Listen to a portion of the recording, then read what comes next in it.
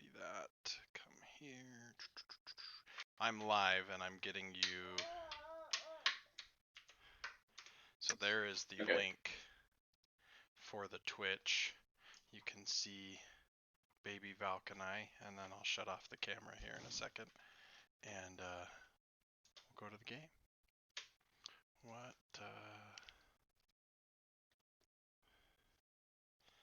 Okay. Awesome. Hey, baby Valk. You're supposed to be eating your cookies, not a dice.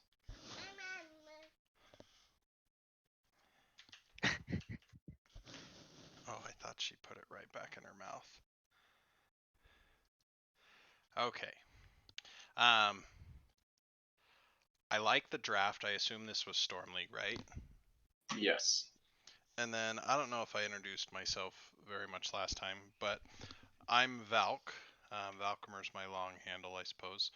I am a low diamond tank, though I play a little bit of bruiser as well.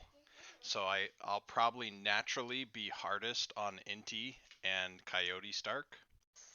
Though there will be times that I will yell at the backline, because if you die and it's because you're ahead of me, it's your fault, backline. It's kind of like in a WoW raid. If the tank dies, it's the healer's fault. If the healer dies, it's the tank's fault. And if the DPS dies, it's the DPS's fault in a WoW raid. But here, if it's because you get there before me and you didn't wait for me, well, and you died, that's kind of your fault. So occasionally you'll hear me yell at that. Hey, you're not supposed to be leaving this room. Let me lock that door or close that door. Eat your cookie, and we got yogurt. But we gotta work with the math teachers, who I'm told aren't even really math teachers. Valid. But, true story. Okay. You should see me live, yes. I don't see anybody on there according to the Streamlabs, but... Here, let me jump into that Valk. That way you'll be able to see it, but then also ask me questions. And there shouldn't be a delay. So, okay. I talked about talents at the beginning of the write-up, if you will. I watched the whole thing, wrote down all the talents, mentioned a few things I could change, rewatched the whole thing, and went through all the timestamps again. So mostly on the talents, I think it's fine. There's a couple things that we could fine-tune given the situations to help us, such as like the strangling vines at 4 to try to stop the Sonya healing. She has so many close getaways. So right here, and you've seen it in the notes, like Kuzan gets away super close, but I don't want my damage in this bush ahead of me as a tank. And Inti, there's a few times throughout this as we watch it, you'll see that you go for this wide flank, and the DPS get exposed to a flank of their own, and because it takes us 6 seconds to walk around, we've already taken enough damage that we have to back out of the fight. Now, for Mei, I think that there's some of just that we're getting used to seeing her effects on the ground, what they do, the timing of them, things like that. So that will naturally come in time. And the kill on Anduin was great. I think we mentioned that in the notes as well. Yeah, I did read up on that. But right here, and I'm going to back this up again, because...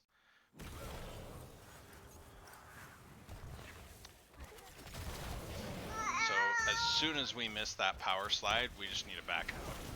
Because instead, we were close enough that Orphea unloads everything on us, and then they just engage. So even though they didn't have a healer, this was a 3v4. As soon as we miss that power slide, the damage just backs up and says we're gonna wait, and ETC uses face melt to boop them away and just walks away from them rather than having it turn into a 2-for-nothing kill. You little baby who just likes to hit keys.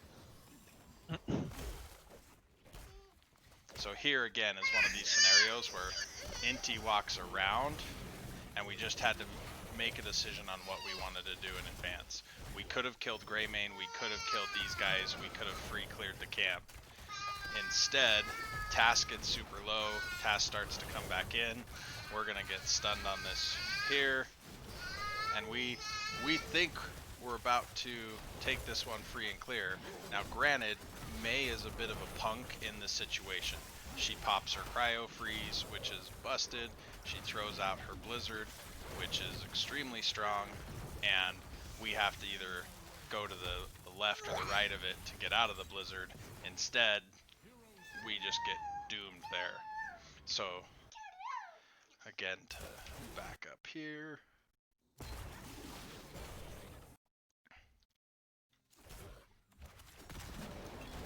Oh, one more, maybe. Dang it, hit the right buttons, Valk. I just did print, screen, scroll lock, and then finally pause. So I could paste whatever print screen I printed.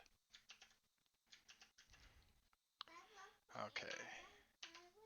So here, the call to flank is not a bad call. Once we get found, we need to either all go up or ETC backs off and we wait a second. Because just the threat of your presence is enough to get them to react one way or another. And so as we watch them react here, they react by everybody turns on ETC.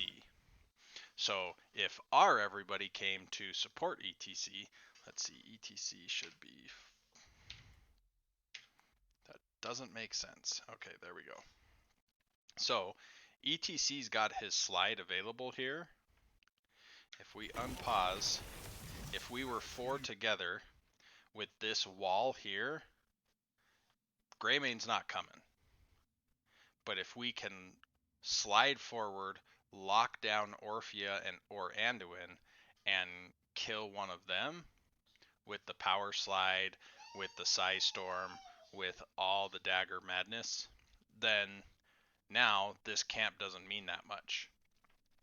Another example that we could have run here is we just clear the wave. Our wave starts smacking and getting tower damage here. It'll likely get as much tower damage as their camp will on us, because we're going to be distracting them from it. The minions do triple damage to structures, and we're going to free clear this because we can. And maybe they even miss a little bit of experience.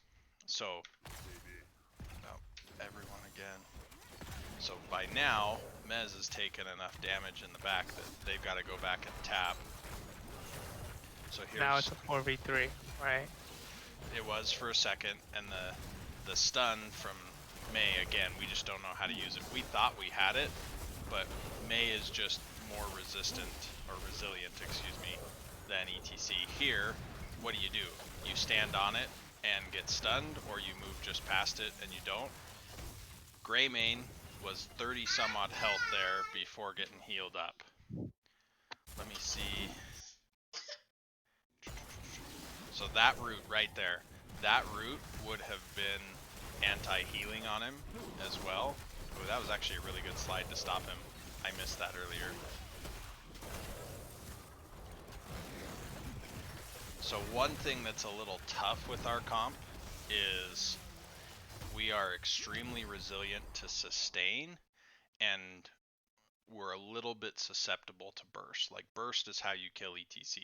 Well, how does Malfurion heal? Through sustain. How does Tassadar deal damage? Mainly through sustain. Sylvanas, kind of the same thing. Now they get burstier, they stack as you go, all great things. but early game, we're still pretty susceptible to burst. Well, Greymane is a little bit of both. He pokes you from afar. Oh, you were trying to hand me the dice. Do you want to go get it? Ah! But then he can jump in and burst. Orphea is going for a burstier build as she's set up. And so their goal is to stun or root you and then burst you. Especially on a stun, if ETC doesn't have his 25 armor, that's the opportunity that they're looking for. So on the notes, here we go.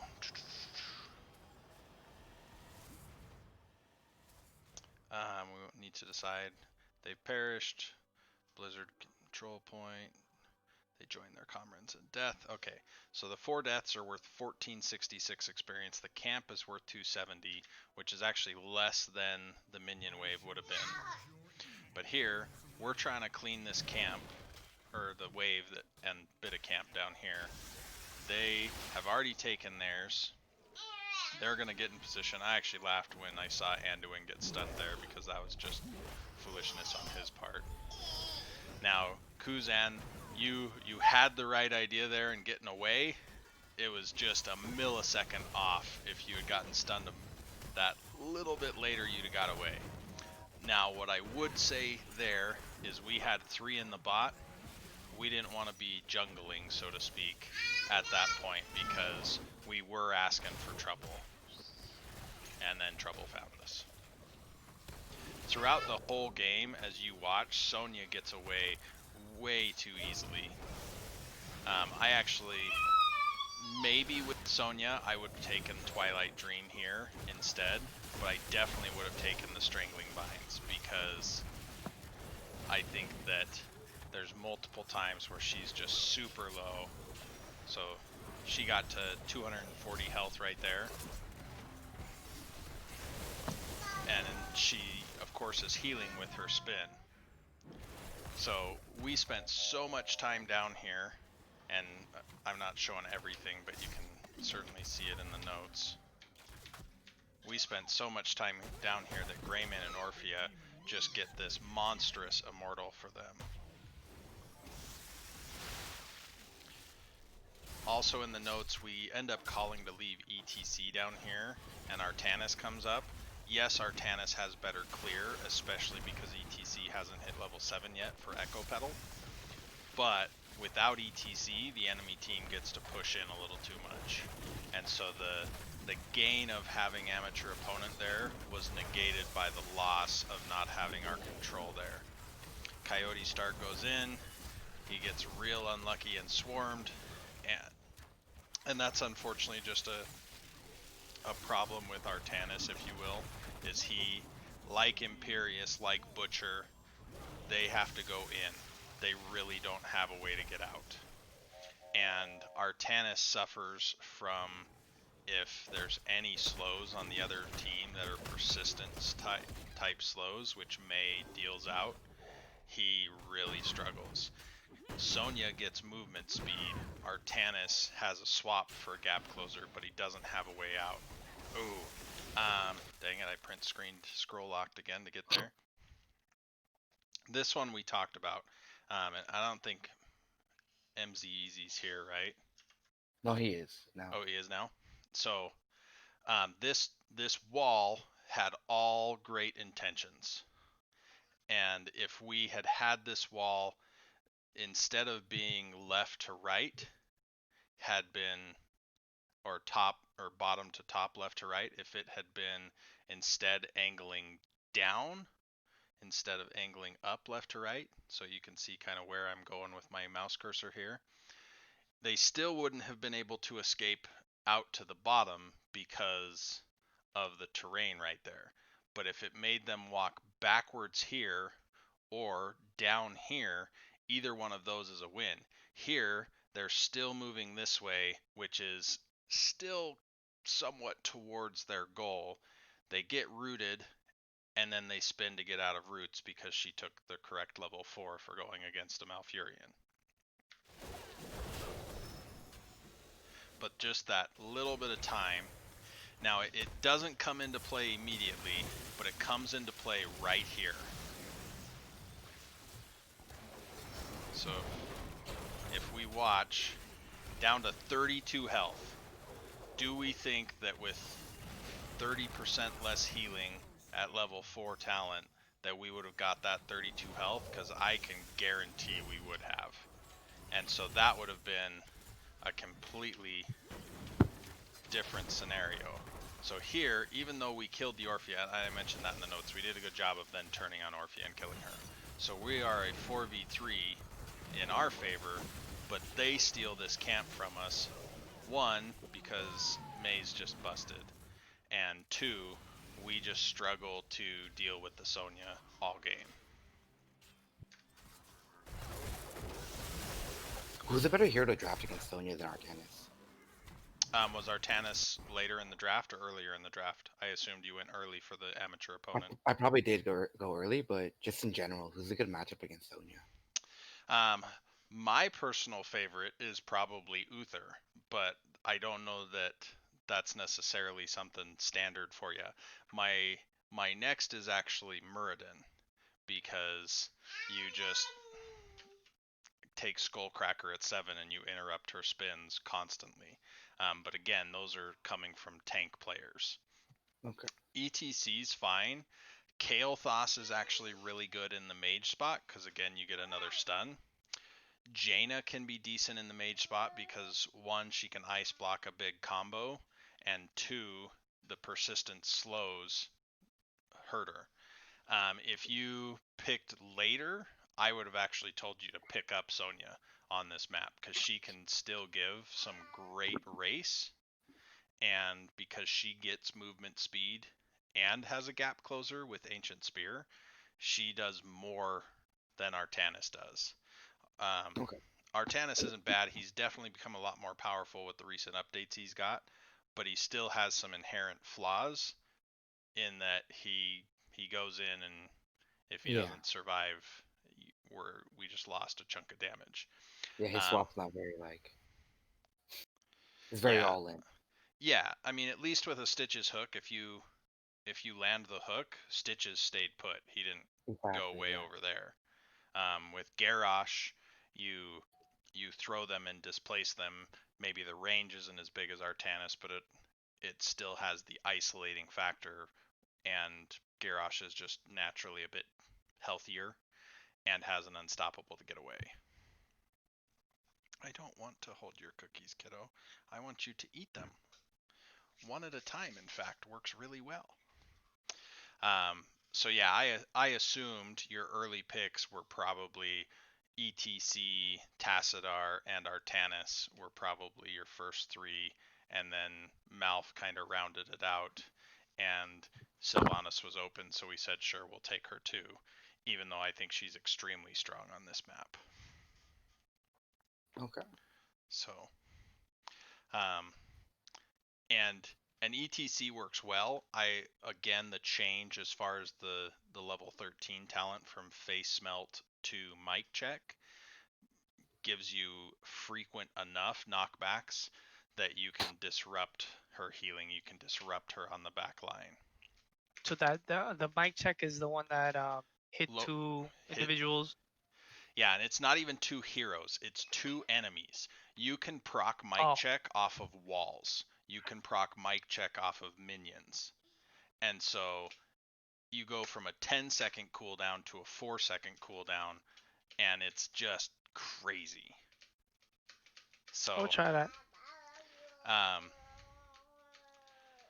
And yeah, everything else I think is fine. Sonya's really more ability based than she is auto attack based, but you're also trying to deal with the Greymane, so block party's fine. Oh, kiddo. Kuzan, I talked about this in the notes, but the idea of if you're gonna go lots of dagger quests, hey, why the escape key? If you're gonna go lots of dagger quests, to take the dagger here too, because you'll just stack that up, stack that up, stack that up. So, and the percent damage against a Mei isn't as necessary. I mean, she does have a lot of health, she's higher than a Nubarak and Garrosh type of thing, but she's susceptible to just any old auto attacks, really. And the stacking, because people clump so much on this map, you get 4 people stacked and you just start going nuts with the quest there on your dagger. I'm actually surprised they sent Greymane up here.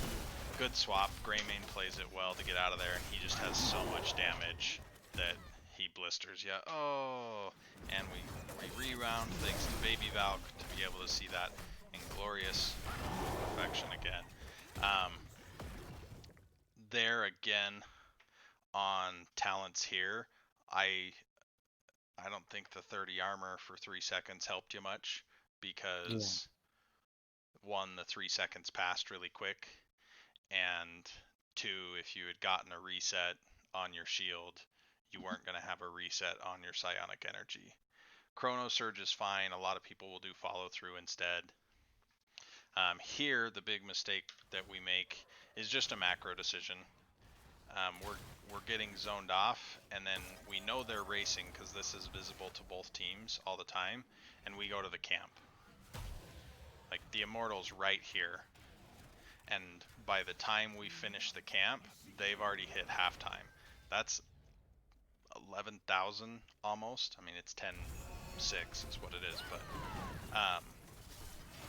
but that's just so much for them to deal with. Now here, we let Sonya get away with a bit too much again. We have some good plays. We get a couple kills. Greymane gets away again, and Sonya is still just spinning and messing us up. So I don't know who the MVP was given to, but the simple idea of who just messed up your team would be Sonya. And I mean, Mei gets to tower dive. Even if she got in trouble, she could have crystallized. Oh yeah, she took. That's my favorite level 4 with the CDR. So now they literally have a full shield immortal. We didn't do any damage on it. Our camp bottom was cleared. Didn't get any wall pressure over here. So the camp is not a bad idea, but if the immortal is in one of these two that we have pretty good access to, we just need to get to the immortal. So the idea with the camp was that we were down a level, and if we got the camp, we would have hit level 10 to contest. So since we were down level 10, would it have just been a better idea just to do as much damage to immortal as possible than just disengage when they tried to contest or anything? Yeah, because if we go back, and it'll take a second to jump there.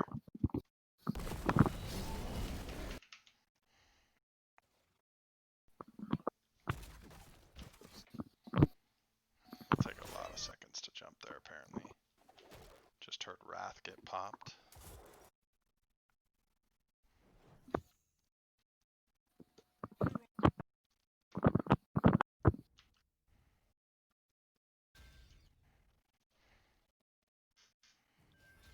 So the camp does get us level 10, but if I had to guess, we probably would have got it off of passive while we were doing some damage, because this was down here originally. They flipped straight across. So yes, we don't want to take a fight while we're down ultimates. We can. So we'll stay here rather than navigating to the other tool. So we're around this spot. We have ways that we can avoid flanks, and that is ETC stands in this bush. We know they're racing, so as soon as we see the race shut off, we go on high alert. Oh, they stopped racing. And if ETC is standing in this bush and can see them coming, because he sees all of this area in here, while it's possible, yes, that they come around this way, just like you have ETC here, you have ideally Artanis in this position doing damage, and the ranged team right in across here so that they can bail out as quickly as possible. And So there still have been ways to have done that to where we can get some of the shield off, because what happened is we got a camp, and here we'll see here. Sonya comes down, uses the camp to heal, and just clears it, and we did a 3-for-1 trade. So we ended up falling farther behind with that 4-for-1. I forgot about the tower dive there. And so it ends up being very unfortunate for us, but and you can see here on the experience, I mean, unfortunately, we just get behind even early, and this map can snowball quite a bit, and we never end up taking a major structure that I recall.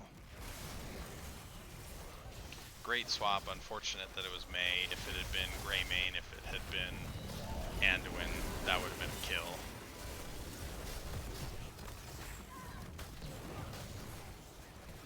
See right there, the roots would have killed her again.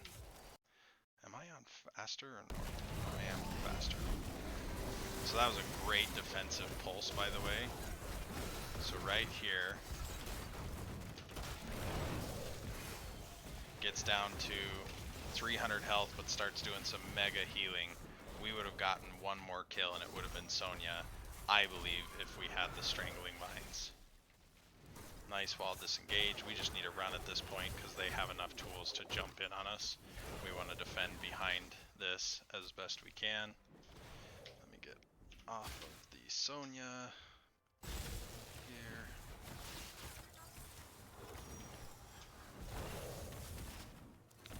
I got Oreos on my keyboard, kiddo.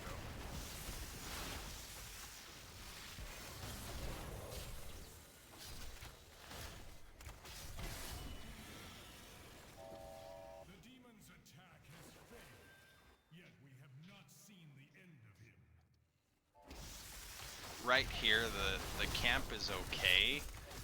I would almost say we want to do a very passive version of experience soaking in both lanes. And what I mean by that is we don't have to clear the lane at this point. The minions will literally drop the experience on the ground for us. But if we kill their minions, our minions are now marching the experience that the other team wants closer and closer to them. If we just wait, as boring as it sounds, and pick up the experience as it drops, our experience will be there for us, and their experience will be very much on our side of the map, making it very difficult for them to pick up. And so now you'll go into a fight and it's still 13-14 instead of 13-15.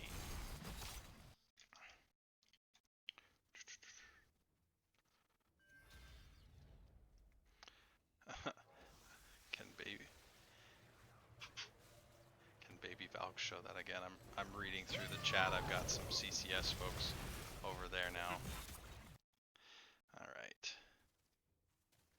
So here, again, I don't hate that we're collecting the experience, but we don't have to clear it yet. And the camp we know is going to get cleared, so it's almost just cap it and run.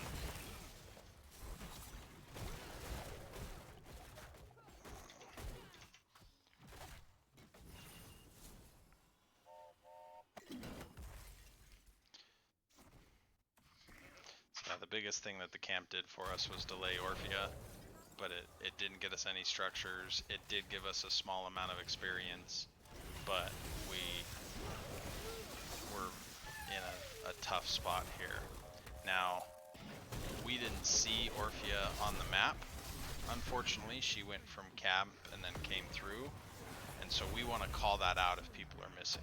Now, the counter kill here on Greymane and burning the mosh pit, again, I'm all for solo ulting people. But we needed to call out and say, hey, Orphea is missing because Artanis can pick up the experience back here very safely, but even right here was his death. You know, if you ever talk about Olympic sports, usually the difference of someone winning the race or not is hundredths of a second type of thing. It's rare that you have someone in a 100-meter dash just trounce the opponent by 3 seconds. It happens. I mean, Usain Bolt exists, but most of the time, it is just micro seconds. It feels like, and so same idea down here. The difference between safety and death is 2 inches on the screen. Now maybe my screen's smaller than yours and it's 3 inches on your screen. I don't know, but just this couple seconds of distance, you're not going to lose any more structures. The walls are gone. But what they can't do is tower dive you nearly as well, because now they start losing armor. You've got this call for help tower there to bring you some assistance, even though they ended up nerfing towers overall through it. But we don't have to take experience way out here. And so that idea of passively soaking it and having it be on our side of the map can be huge for us. I'll find, I've got it somewhere. I don't know where, but I'll find the freezing guide that was put out. I don't remember who did it. It might have been Liam. I don't know. Someone wrote a freezing guide that can talk about that. But unfortunately, we're still down 14-16. Artanis is back, but we just have trouble getting enough damage into him. Oh, Baby Fountain now has Oreos on Daddy's shirt. Yeah, we're having trouble putting enough damage into them because they're a higher level than us. We're struggling with the Sonya interrupts because she just gets to pick on us a little bit, and she gets to break out of roots, which is our primary crowd control. We're struggling a little bit with the Mei just because we're unfamiliar. But that's okay. Like we're learning through that. I had a scrim that I played in maybe 2-3 weeks ago where we let the other team have Mei 2 games in a row. Mei frustrated us beyond what we were ready for. Tilted my team. They were pissed. Didn't want to play the scrim anymore. I had to whisper the team for the round 3 and just said, hey, my guys are kind of salty. We just need to call it a night. And they said, no problem. But I took that experience, saw what the other player did with Mei, and I now have something like a 65% win rate with Mei this season, and it's been great for me. I do think that there's going to be things that are toned down about her kit. I don't know if it's the size or the damage or the duration, but she is a mean tank at the moment. So, but here we weren't really sure on the call is what it appeared like. Eventually Stark goes in and puts 1600 of damage in this, but we're in the death throes right now.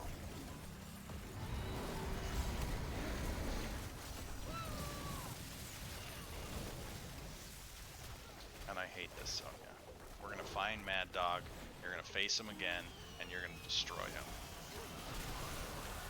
Right there, like, so many people get away so low. You've got Greymane was 70 health or something like that. The only thing I can think of there is we're just getting frustrated at this point. We've been kicked around. They've killed us 22 times. It is completely normal to feel frustrated here. And if we had perfect comms again, you know, we were in our right set of mind, ETC announces the mosh, everybody focuses, the first person, who I think was Orphea, she dies, we turn on Greymane, he dies, the wailing arrow hits the people in the mosh to make sure they're dead, and now we turn and we can kill this. But as is, it just, we were staggering, we were snowballing, it was tough. Daddy's headphones. So now that we relived that, and hopefully I haven't made you feel too bad about it, what questions do you have, anything specific, and what can we help you with? You didn't make anyone feel bad. That's at all. That's really been helpful. Very informative. So thank you. Yeah, the freezing tip when you're behind is something I never thought about. So that's a very helpful tip for me. Yeah, and I'm not perfect on that. I screw that up all the time because your natural reaction is if you see something red, you're going to kill it, right? It's the enemy teams. And Should so I? you don't naturally do that. I had a game on Garden of Terror within the last 2 weeks, where we were 15 to 17, and I had to just say no, no, no, don't hit anything, don't hit anything, don't hit anything. And eventually we got 16-17 instead of 16-18. Well, that's a fight we took, we won, we eventually came back and won the game.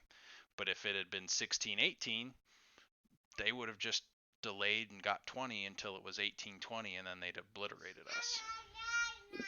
Is it that as part of the freeze you take out the catapult at the very least? Is No, that the actually, I don't take out the catapult, because the catapult is what makes sure that the lane stays on my side. okay? And so you're managing where it is on the lane. Here, now I'll go in and pull up. Oh, not the calculator. I mean, it's a fine calculator, but boom. Thank you, Stoic, for pinning that. Go in here and boom. Maps, battlefield, go. So it's just managing where we want it to be. Again, we talked about the idea of safe right here. I really should have picked a different color. Versus dead right here. And so we just want to bring the minions as close to the wall as we can. If we have towers, we don't want the minions to shoot the towers, and we don't want the towers to shoot the minions, because that's going to break the freeze or give free structure damage. And so in the solo lane, so we were, I don't know if that's the right color. You guys are seeing the Mad Buddha's coaching tool, right? Yeah, yeah. Okay. In the solo lane, if we can keep it right about here, now, let's see, heroes, characters, there we go, Artanis, boom. So we've got it frozen on our side, the minions are hitting each other, and we as Artanis are finding the enemy. Sonya is not easy to find. Oh, these are, Bottom, at the very bottom, next to stitches. yeah, there we Yeah, go. all the way to the bottom. Yeah, what a goofy setup. I don't even know how this is done. So now we're just smacking Sonya instead of letting her heal off the minions. Sure, she heals more off of us, but if we've got the shields constantly proccing, we'll be fine, and we get that free health constantly. But if the minions are over here, she's going to eventually try to get too close. Well, if she gets too close and we have swap, we swap her into the tower, she takes a couple extra shots. She won't stay, because if she kills the minions and now she's trying to heal from stuff that is within tower range, it's bad news for her. So, um, yeah, so that idea of freezing can be extremely powerful, because here on Towers of Doom, what are you trying to win? Are you trying to break down their wall in the solo lane? Probably not. If you have it frozen and they disappear, especially on the blue side, like blue side has an advantage on this lane, because if you've got it frozen here on the blue, then you're just going to hang out right here to make sure they're not on this camp.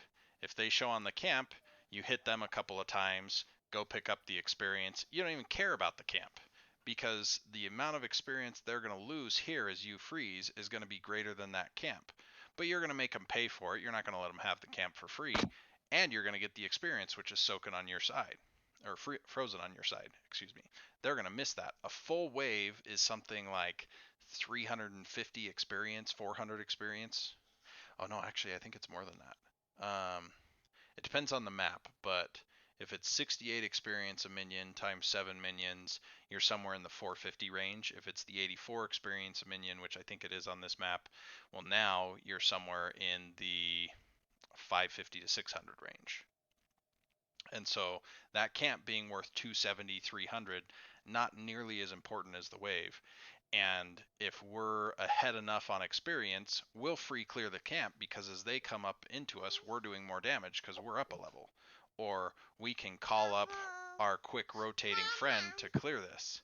Hi, little baby. Mm. And so that there is some power to that. Artanis is a great solo laner on this map. He does extremely well. I'm not a polished Artanis player. I'm not going to give you the ins and outs there, but I could probably get them for you. The build that I mentioned comes from our coach, who is a GM player on a previously Div-S team. Solo laners that I would take to beat Sonya. Really, she's manaless and can do really well. Range solo laners can do well into her, like Phoenix, Gul'dan, or Zagara, wherever she is. I'm not going to try to find her. For melee solo laners, again, I think Uther does really well. Chen is also manaless and can just sit there and trade with her forever. Let's see. I wouldn't necessarily recommend Arthas, though at 7 you can just infinitely poke her from distance. Ragnaros can poke from distance, plus he has some great uses on this map as far as delays. Leoric, so long as you're hitting your Drain Hope, works just fine. Illidan, being manaless, can trade right back and forth with her. Morales as a solo laner can actually frustrate her quite a bit, though that's an advanced technique that I wouldn't necessarily recommend. Morales? Lieutenant Morales can still heal minions. Most healers can't. Yo, she can heal minion. I didn't know that. So. Wow. Oh yeah, Wolf, if it's so easy, ABC minions down the side, why is it so small, and why does it read so sloppy? Jerk. You find Zagara quickly in this mess. I realize she's right there. It's still really small. I don't have a big computer screen or dual screens like you, Wolf. Give a guy a break. So, I'm trying to think of other solo laners. Greymane can do well because he just pokes from afar and offers equal, if not better, race.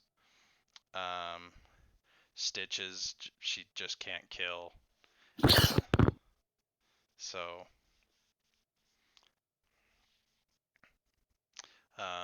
Rhaegar's not terrible because you'll end up healing and dealing as much damage as she will in a one-on-one. Lunara, maybe? Yeah, we would send Lunara against her. The hard part is Lunara doesn't come with a stun either, but the slows can be super helpful.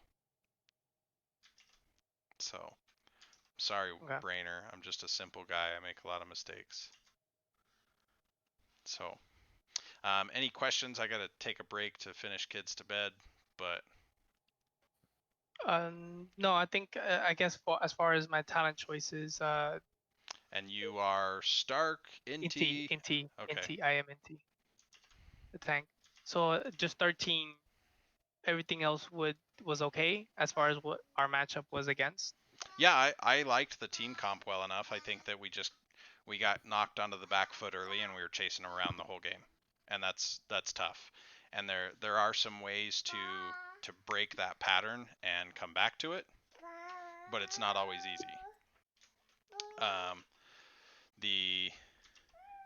The main thing I would say is, again, just that idea of if we're trying to go all the way around here versus just forcing it through here and making our presence known, that's a lot of time.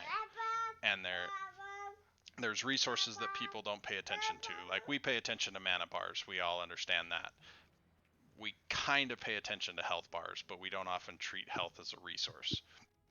And so if you can trade enough health that it's still in your favor, yeah, trade that resource. But time is also a resource, vision is also a resource, and experience is a resource that we totally lose sight of all the time. Happens to everyone, even in GM. And so it's managing all of those resources well, because even like structure health is a resource. that wins us the games. So this one didn't go our way. Guess what? I've played 5,000 plus games of this, and I've lost 48% of them. That's just the math, and that's how the game works, right? So we're gonna have plenty of games we can lose, but if we turn every loss into a learning experience, we have only lost temporarily, because eventually we'll do better and win that. So, Right. But yeah, tank play, and I could go more specifically on tank play because again, that's basically all I do. For CCS is tank, tank, tank, tank, tank. Simple ideas of become one with the bush type of thing, as silly and Zen master as it thinks or it sounds. But if it's not necessarily your job to clear. Yes, ETC, Johanna, Blaze are all tanks that can wave clear decently well. It doesn't mean it's their job necessarily. But if we're in the bush, if we're anchoring, if we're providing vision, if we're making sure our damage can do their job, we've done our job. Gotcha. So I can send you over some tanking links that I have that I've sent over to Brainer here in the last little bit. Oh man, game 3. Well, I guess we knew it was going to go to at least game 3. Come on, Cosmos, win this match. Yeah, I can send over some tanking resources. I can look at it a little bit more directly. I had started to do a solo lane critique on this, but then I was like, you know what? And sorry, Stark, I was so many hours into this project that I was like, no, I have to cut it at some point. Like No. I can't turn this single replay into a 5-hour ordeal, because I think I spent 2 to 3 hours going through like some fights frame by frame for the notes. Well, we really appreciate that. You sound pretty busy with your So young child. puppy dog's here. Let's go. All right, everybody, I'm going to end the stream. Thanks for being here. I will get this posted to YouTube and sent over to you, and I will get some.